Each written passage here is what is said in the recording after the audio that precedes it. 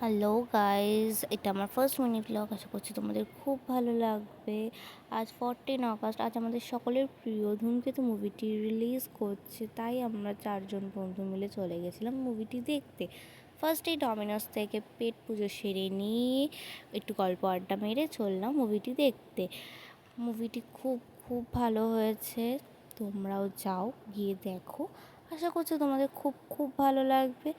আর আমাদের সকলের প্রিয় দেশুর মুভি বলে কথা, এত বছর পর ভালো তো লাগারই কথা।